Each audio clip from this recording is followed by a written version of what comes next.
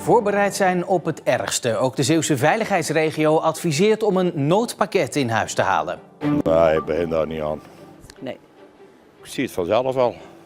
Nee. Nee, ik ga geen noodpakket. Nee. En toch zijn er steeds meer Zeeuwen die dat wel doen. En verder. Piepschuim aangespoeld bij Zierikzee. En Zeeuws onderwijs wordt inclusiever.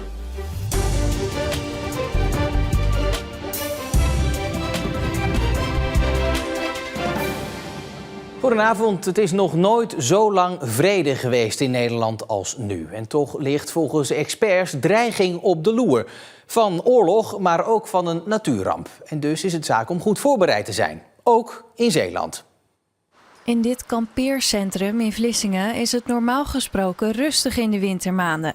Nu is dat wel anders. We merken nu duidelijk dat door de ellende in de wereld, mede doordat de overheid ook zegt van wees voorbereid dat er iets zou kunnen gebeuren, merken wij dus dat er wel vraag naar is naar allerlei artikelen voor als er wat gebeurt voor in geval van nood. Meer vraag dus. Een noodpakket bestaat bijvoorbeeld uit contant geld, wc-papier, flessen water, een radio op batterijen en dekens om warm te blijven.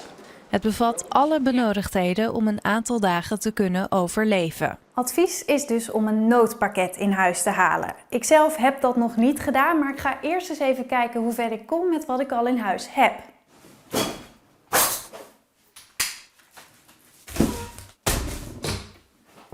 Ik kom best een eindje, maar een compleet pakket is het zeker nog niet. Een rondgang op straat maakt veel duidelijk. Natuurlijk zijn er mensen die het noodpakket klaar hebben liggen. Ik zelf niet, maar mijn moeder wel. Zij is allemaal blik voor in huis aan het halen en extra water. Zodat je, stel je voor dat de kraan wordt afgesloten, dat je dan altijd je haar kan wassen. Of gewoon zuiver water hebt. En misschien ook een zuiveringsinstallatie plaatsen, zodat je gewoon je water kan zuiveren. Maar menig Zeeuw is nog niet bezig met het samenstellen van een noodpakket. Nee, ik begin daar niet aan. Nee. Ik zie het vanzelf wel. Nee. Nee, ik ga geen noodpakket. Nee, waarom niet? Als het hier niet goed gaat, dan vertrek ik naar Portugal. En dan ga ik daar mijn leven verder opbouwen. Dan knijpt u er tussenuit. Ik denk het, ja. Iedereen gaat weer lopen inslaan en gaat dingen halen. Ik vind gewoon nergens op slaan. Noodpakket of niet, toch hebben deze Zeeuwen wel zorgen over de oorlogsdreiging. Je ziet heel veel op TikTok, je ziet heel veel enge dingen voorbij komen. Over Rutte die toespraken doet. Ik word er gewoon een beetje bang van als ik erover na ga denken. Ja, daar ben ik wel mee bezig, ja. Dagelijks. Ik ben er elke dag mee bezig. Ik vind het heel eng, maar ik ben er wel berekend dat het vandaag of morgen het gewoon zomaar kan gebeuren. Dan even terug naar het kampeercentrum. Daar is vooral veel vraag naar specifieke producten. Ja, mensen nemen een jerrycan mee om water eventueel op te slaan. Batterijen, zaklampjes, dat soort dingen. Heel simpel kooktoestelletje, dat is een eenpittertje op een prikblikje of een blikje simpel. Wat gasflessen natuurlijk, want als je geen gas uit de muur hebt, dan is het fijn dat je een fles hebt om de boel te kunnen gebruiken. Een verwarmingsapparaatje op gas, maar eventueel ook op petroleum. Ook de Zeeuwse veiligheidsregio adviseert om dat noodpakket in huis te halen. Omdat er hier niet alleen de landelijke oorlogsdreiging is, maar in Zeeland ook het water altijd een vijand blijft. Je moet dus altijd voorbereid zijn op een eventuele overstroming. Op de dijk van de Oosterschelde bij Zierikzee is een ponton aangespoeld. Dat ding van 10 bij 2,5 meter is inmiddels wel weer weggehaald, maar de troep nog niet. Hier ligt geen sneeuw, maar piepschuim. De dijk langs de Oosterschelde bij Zierikzee is ermee bezaaid nadat er een ponton op de dijk is gestrand. Dat ponton is inmiddels weggehaald, maar het piepschuim ligt nog overal. Dat waait overal heen, gewoon hier achter in het natuurgebied. Tussen de schapen en de vogels. Het is doodzonde gewoon. Samen met andere vrijwilligers ruimt Erik de grote brokstukken op. Maar de kleine korrels zijn moeilijk op te rapen. Grote zuigwagen, dat zou ideaal zijn met een hele lange arm eraan. Die ook een beetje op de dijk kan komen tussen de schapen in. Het moet gewoon opgezogen worden. Gewoon stofzuigen, zeg maar. Het waterschap en Rijkswaterstaat zijn er nog niet over uit wie er gaat stofzuigen. Dat maakt Erik ook niet uit, als het maar snel gebeurt. Het lijkt me niet prettig voor die vogels ook niet, die dat opeten. En de vissen en de schaapjes hier zo die hierachter staan. Ja, het is heel schadelijk. Van wie het ponton is en waar het vandaan komt, is vooralsnog onduidelijk. Op de N57 bij Middelburg zijn vanochtend 2 eenzijdige ongelukken gebeurd, vermoedelijk door de gladheid. Het gebeurde rond 9 uur toen er een hagelbui over de stad trok. De weg was tijdelijk afgesloten en dat zorgde voor file. Een 67-jarige boer uit Rilland heeft 120 uur taakstraf gekregen, waarvan de helft voorwaardelijk. Zijn 2 honden beten 17 schapen dood en verwonden er nog eens 7. Volgens de rechter had de man meer moeten doen om te voorkomen dat de honden bij de schapen konden komen. De dode vinvis die in de zomer van 2021 door een zeeschip de sluizen van Terneuzen in werd gesleurd, is weer terug in de provincie. Althans de geprepareerde schedel dan. De afgelopen jaren is dat prepareren gebeurd in Gelderland en vanaf morgen is die schedel te zien in het Portaal van Vlaanderen in Terneuzen. De komende weken worden schoolklassen uitgenodigd om de schedel te bekijken. En straks in deze uitzending deelt de provincie weer een compliment uit aan een persoon of een organisatie in Zeeland die dat verdient. Maar eerst gaan we het hebben over inclusief onderwijs. Over 10 jaar moet het speciaal onderwijs helemaal zijn verdwenen. Er moet er voor iedereen, ongeacht niveau of beperking, een plekje zijn in de gewone schoolklas. Er moet nog heel veel gebeuren in Zeeland om dat voor elkaar te krijgen. Maar toch zijn er al voorbeelden waarbij het goed werkt. We zien de ontwikkeling naar inclusief onderwijs echt als onze, ik zou bijna zeggen, maatschappelijke plicht.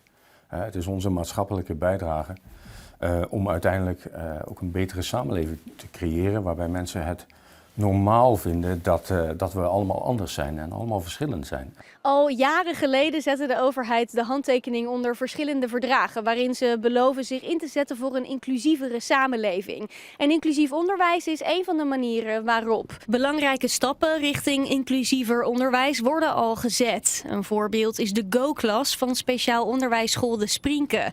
In die klas krijgen leerlingen les op het Goese Lyceum. Leerlingen van De Sprinke die hier nu zitten, die volgen zoveel mogelijk les in de reguliere klassen. Dus er is een Go-klas, dat is dus een fysieke ruimte met tafels en stoelen en een verzorgingsruimte. Maar daar waar kan, volgen de leerlingen lessen in het regulier. Tom Veldman uit Tolen zit ook in de Go-klas. Ik heb een lichamelijke beperking, ik heb neurofibromatose. Dat is eigenlijk dat je een verlaagde spierspanning hebt. Dat betekent eigenlijk dat ik heel snel moe ben. En daardoor aanpassingen nodig heb in mijn rooster. Dus dat ik bijvoorbeeld moet kunnen rusten tussen lessen door. Hij is blij dat hij naar de gewone middelbare school kan. Bij vrienden en zo hoor je dan vaak hoe het dan op middelbare school gaat. En dan kan je wat makkelijker meepraten en zo. Dus dat is wel fijn. Ik ben nu dan in mijn examenjaar. Dus als je dan naar een vervolgopleiding gaat, heb je toch wel meer het reguliere meegemaakt. En dat is wel makkelijker. Ook in de andere regio's zijn projecten waarmee scholen werken aan inclusiever onderwijs. Maar over 10 jaar wil de overheid zo goed als volledig overgestapt zijn. Geen aparte scholen voor speciaal onderwijs meer, maar alle leerlingen krijgen les op dezelfde school en de ondersteuning die ze nodig hebben. Maar om dat te bereiken moet er heel wat veranderen. Als je wil dat inclusief onderwijs wordt gerealiseerd, dan heb je sowieso nodig dat die verwijzing naar dat voortgezet speciaal onderwijs, dat naar beneden gaat, dat daalt. Je moet als school de ruimte krijgen om hier stappen in te zetten en aan die vernieuwing van het onderwijs te werken. Dus dat betekent dat het stelsel, bijvoorbeeld vanuit inspectie, waar we mee te maken hebben, ons ook de mogelijkheden moet geven om dat te doen. Leraren zeggen zelf dat ze professionalisering nodig hebben, dat ze meer handen in de klas nodig hebben, kleinere klassen, dat sowieso. En goed af kunnen stemmen op dan die leerling die nu vaak naar het speciaal onderwijs wordt verwezen. In een routekaart zegt de overheid de komende jaren te gaan kijken naar welke wetten en regels moeten worden aangepast en naar wat het onderwijs verder nodig heeft om de ontwikkelingen voort te zetten. Deze hele week deelt de provincie complimenten uit. Vandaag mocht provinciebestuurder Arno Vaal iemand in het zonnetje zetten en hij koos voor Debbie Boers van de stichting IVN Natuureducatie. Ik ben ongelooflijk vereerd vandaag dat ik dit mag uitreiken aan Debbie. Ik ken Debbie inmiddels al een tijdje. Ik heb met haar al verschillende scholen ook bezocht. En ik weet hoe enthousiast en hoe actief zij daar is. En hoe enorm positieve bijdrage zij geeft aan het vergroenen van de schoolpleinen. We hebben 180 basisscholen in Zeeland. En ik hoop straks dat we alle 180 basisscholen op deze manier kunnen vergroenen. Hey Debbie, van harte gefeliciteerd ten eerste. Jij mag dit mooie compliment in ontvangst nemen. Voornamelijk vertelde je voor de groene revolutie. Wat is dat precies? Ja, de groene revolutie is echt het vergroenen van de schoolpleinen. Kinderen spelen veelal op grijze schoolpleinen met allemaal stoeptegels. En we willen ze heel graag gewoon een hele mooie groene omgeving bieden. Het onderwijs wordt er beter van, het gedrag op het schoolplein wordt er beter van. Het heeft eigenlijk alleen maar positieve effecten. Dus ja, daarom gaan we hier heel hard voor strijden met elkaar. En jij bent blij met je compliment? Ja, ik ben super blij. Dat krijg je niet iedere dag, toch? Er waren mooie opklaringen, maar het was ook koud met een vrij krachtige zuidwestenwind. En vanochtend natuurlijk verraderlijke regen- en hagelbuien. Ook vanavond is er kans op een bui en dus ook op gladheid. Maar vannacht en morgenochtend is het dan alweer droog met zon. Later is het bewolkt en vanuit het zuiden dan 's avonds weer regen of sneeuw. Dan naar onze Instagram-pagina, want daar hebben we aandacht voor het nieuwe gemeentelogo van Rijmerswaal. Maar hoe goed kent hun burgemeester eigenlijk de logo's van de andere Zeeuwse gemeenten? Oei, dit vind ik al een hele moeilijke. Deze weet ik niet. Pas. Was Schouwen-Duiveland. Ja, dat had ik moeten weten. De hele quiz vind je op het Instagram-account van Omroep Zeeland. Tot zover. Zeeland nu voor vandaag. Het laatste Zeeuwse nieuws. Daarvoor kun je natuurlijk altijd terecht in onze app en ook op omroepzeeland.nl. En ik wens u voor nu nog een heel mooie dinsdagavond.